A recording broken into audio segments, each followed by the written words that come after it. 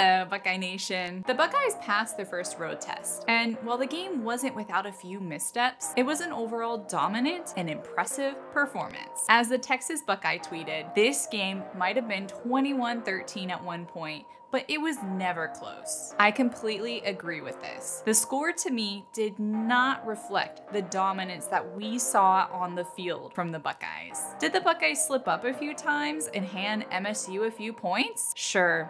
They did, but in the end, it didn't really matter. Overall, that was a fun game to watch. Let's dive into the game a bit more, plus take a look ahead to Iowa after the intro.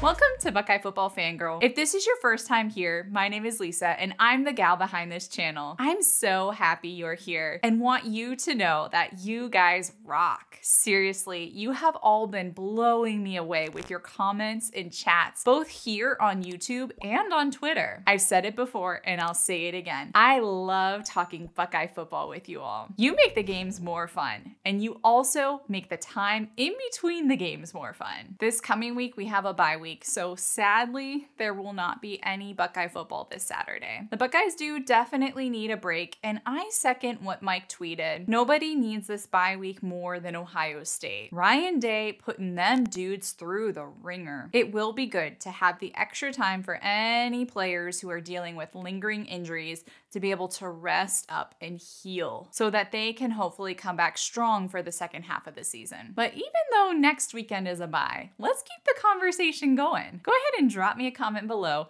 with how you're planning to spend your extra time this Saturday. I'll go first. I'll probably spend the first part of my Saturday moping because there's no Buckeye football. But then I also hope to do some research on how to stay warm at Buckeye football games at the shoe. You see, because even though I was born and raised in the great state of Ohio, I spent the last decade of my life in LA where cold has been redefined to mean whenever it hits 50 degrees outside. Yes, I know, I'm a wimp when it comes to cold. I'm also planning to take my dad to the TTUN game with my brothers, which I am off the wall stoked about, but I do have some legitimate concerns that I'm going to freeze my tail off while I'm at the game. So I'm looking for any helpful advice or tips that you might have for how to stay warm at the game. Go ahead, drop me a comment below about it as I need all the help in this area that I can get. So let's talk about that Michigan State game this past weekend. In my previous video, I had made a note about some astute observations others had made about the 3 losses Michigan State had on their resume already. And the Buckeyes went out and replicated what worked for those other teams, but they did it even better. The first thing they did was they stopped the run. They limited them to 7 yards, guys. 7 yards the whole game.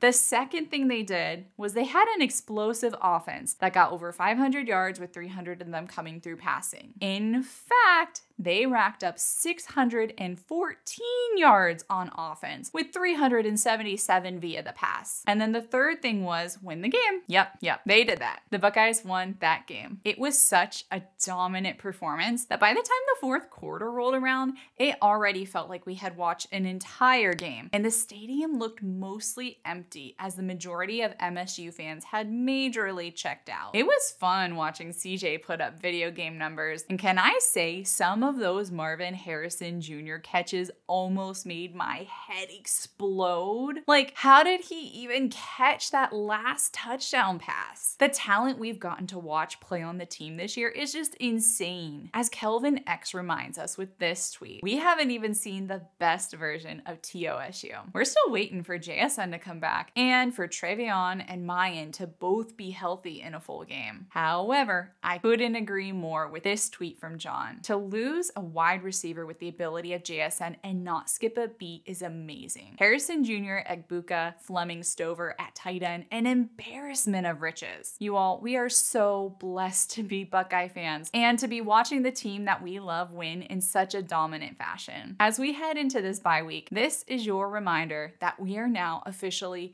at the halfway point of the regular season. Now I know we're all counting on a few extra games at the end of the season, but I have a feeling it's gonna go by in a flash. So don't forget to take a second to enjoy what we are witnessing this year. I decided to keep the Iowa preview as part of the video this week, as we have a long 2-week wait until the game. And I'm hoping that this makes the wait at least a little bit better. Also, there's not a whole lot to say about Iowa other than their offense has been a dumpster fire so far this year. Okay, I have a little bit more to say, but that's the TLDR version. Ohio State and Iowa have played 64 times before, and out of those times, Ohio State has won 46 times. There have been 3 ties, and Iowa has won 15 times. Iowa did win the last game when the Buckeyes played them in 2017 to the tune of 55-24. This year, Iowa has won 3 games so far and lost 3 games. The games they lost were to Iowa State, TTUN, and Illinois. Before we get into the coach-player fun facts that I like to dig into, let's talk a bit more high level about this team. I mentioned earlier that Iowa's offense has looked like a dumpster fire so far this year, and this tweet from Colton Denning pretty much sums it up the best. Marvin Harrison Jr. has more touchdowns this season, 9, than the whole Iowa offense. 7. Yep, that's right. Through 6 games, Iowa has only managed to score 7 offensive touchdowns. They have been helped by their defense, who has scored 2 additional touchdowns. And the rest of their points have come through 7 field goals and 2 safeties. That's not great, guys. That's not great. Okay. Let's get into it a bit more. Iowa is led by head coach Kirk Ferentz. Ferentz is currently the longest tenured FBS coach with one program. He became the head football coach of Iowa back in 1999. You know, when I was in middle school, y'all. He spent time coaching at both the college level and in the NFL before settling in his current position. He's been under a lot of fire this year because of the fact that his son, Brian Ferentz, is the offensive coordinator. While he's continued to defend his son and the football team as a whole, bringing up the fact that they won 10 games last year, Iowa fans aren't really buying his claims that everything is okay. Quarterback Spencer Petras is a 5th-year senior and has been the starting QB since 2020. He's a pocket passer and over the past 3 years has accumulated negative 206 rushing yards. Oy. Despite wearing number 7, hailing from California, and attempting nearly the same number of passes as our QB1, Petras just doesn't have the production to match CJ. The Iowa offense is currently ranked dead last in total offense. Yep, dead last. Petras is sporting a 54% completion rating this season, and he's on par this year to throw for roughly 100 yards shy of what Stroud has already thrown for this year. Some Iowa fans have taken to Twitter to say that if they see Petras take the field after the bye week, all coaches should be immediately fired. So it'll be interesting to see if they use backup quarterback Alex Padilla at all during the game. He hasn't played in a game yet this year, so I don't think we'll see him, but it's something to watch. Tight end Sam LaPorta leads the team with receiving yards, with 278 yards so far, but no touchdown. The 2 passing touchdowns belong to tight end Luke Lachey and wide receiver Arlen Bruce IV, with 1 touchdown each. So far, Iowa has scored the majority of its offensive touchdowns on the ground. Running backs LaShawn Williams and Caleb Johnson both have roughly 230 yards each, with a total of 5 touchdowns between them. While the offense is majorly sus, their punter, Torrey Taylor, is solid. He, unsurprisingly, gets a lot of action during most games, and last year, he even set the single-season record for punting yards. I thought it was important you know his name, as we will likely be seeing him on the field a lot when the Buckeyes take on Iowa. The other solid part of their team is their defense. Yes, for all of the offensive woes Iowa has, their defense has remained stout, and it's currently ranked 9th in total defense, just 2 spots below our beloved Buckeyes. This will be the one true test during the game. Will the Iowa defense be able to slow down or stop the Buckeye offense? I agree with Dan's tweet. Iowa definitely has the most physical defense we will face so far this season. It's a good test before facing Penn State and TTUN's defenses. The defense continues to be the one bright spot on the team this year, and has been the reason why they have won 3 games that they won this year. I think it will also be a good benchmark